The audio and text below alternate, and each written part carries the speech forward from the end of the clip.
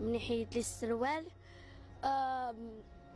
صاحبتي كانت كتقول له بعد منا ولا نمشي نقولها لبابا. انا براسي كنت كنقول لها بعد منها ولا نجيب بعد مني ولا نمشي نقولها لبابا.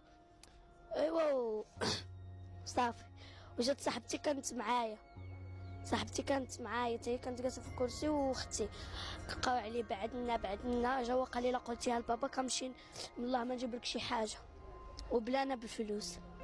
دخل شد الباب، هبط لها السروال، دار لها الكلب الخايب، وانا كنت جالسه في الكرسي قاعد انا وصابرين كنقولوا لا بعد منها.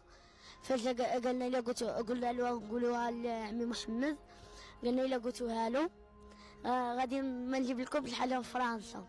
احنا تبنينا الملف كفاعلين مدنيين وكفاعلين حقوقيين. في هذه اللحظه هذه حنا داين الضحايا معنا للسبيطار باش نديروا لهم الشواهد الطبيه، وان شاء الله يا ربي تنطالبوا الجهات المختصه والقضاء ان تكون احكام رادعه لمثل هاد الوحوش البشريه اللي تتجي وتهتك العرض ديال الوليدات ديالنا وتتاكل اللحم ديال الوليدات ديالنا. هو البارح تيصرح على ان حنا المغاربه تنبيعوا اللحم ديال وليداتنا، وحنا تنقولوا للقضاء العادل ان اللحم ديال ولادنا غالي، واللحم ديال ولادنا امانه في الرقاب ديال العداله، واللحم ديال وليداتنا في الرقاب ديال القضاء النزيه اللي حنا تنوضعوا الكامل الثقه ديالنا فيه.